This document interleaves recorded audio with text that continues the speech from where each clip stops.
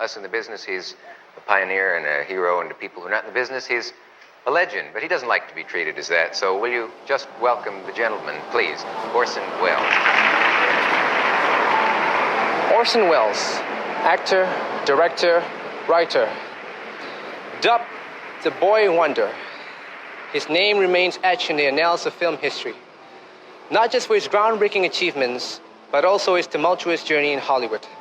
His figure still looms over film history, so let's take a closer look at his career and his enduring legacy of his work.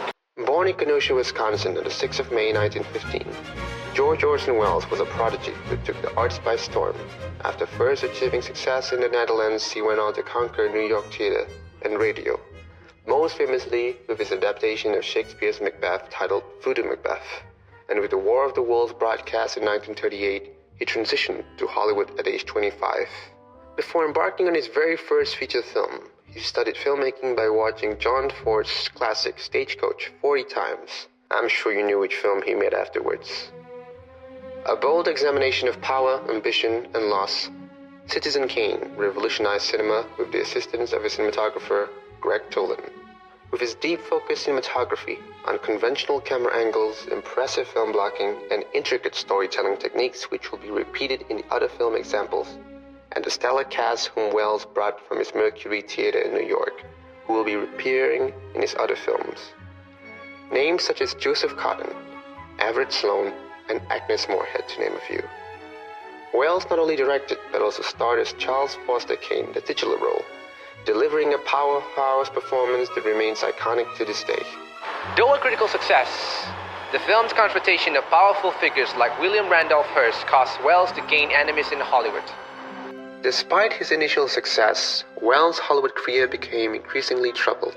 His follow-up RKO production, The Magnificent Amazon, was cut and edited without his consent, and through the box office blunders of his first two RKO pictures, the boy genius experienced a great fall from then on.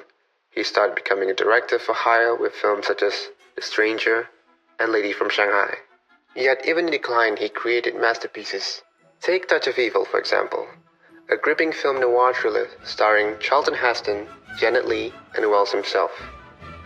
Touch of Evil is famed for its opening long take, a masterful 3.5-minute tracking shot that pulls viewers into the chaos of its story. The film's gritty themes and innovative use of shadows and sound solidified its place in film history. Important to note that among all of Welles' narrative films, only one of his films was shot in color. Welles hated color films and was insistent that black and white was the perfect medium for acting performances. However, Welles' struggle for creative control led to studio interference yet again. The release version was re-edited without his input, though his original vision was later restored in 1998, revealing his genius in full. After being blacklisted in Hollywood, Welles sought refuge in Europe, where he found more artistic freedom. His work during this period includes The Trial, based on Kafka's novel. Notably, he acted in Carol Reed's Third Man as the show-stealing character Harry Lime, and Othello, which won him the Palme d'Or at Cannes. This film showcased his evolving style, elaborate blocking, theatrical staging, and a deep focus on performances. However, the lack of consistent funding forced Welles to improvise, often halting productions for years at a time. Take The Trial, for example. With his nightmarish Kafkaesque visuals on a grand scope and existential themes, underscored Welles' ability to adapt his storytelling to different cultural and political contexts. Welles considered this film to be his very best, but the financial instability of these projects further damaged his reputation as a filmmaker who could deliver on time and under budget.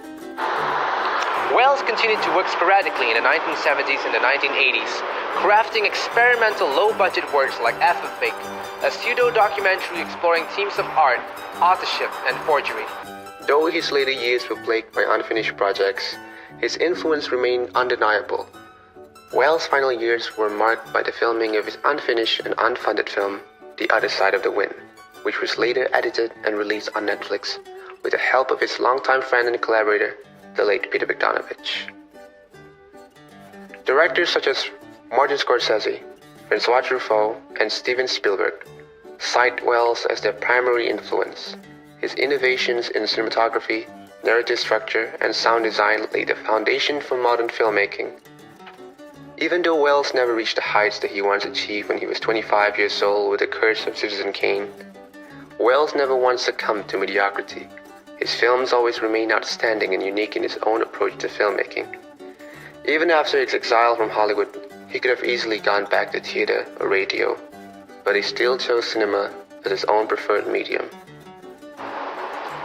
Orson Welles may have struggled with the politics of Hollywood, but his genius remained undisputed.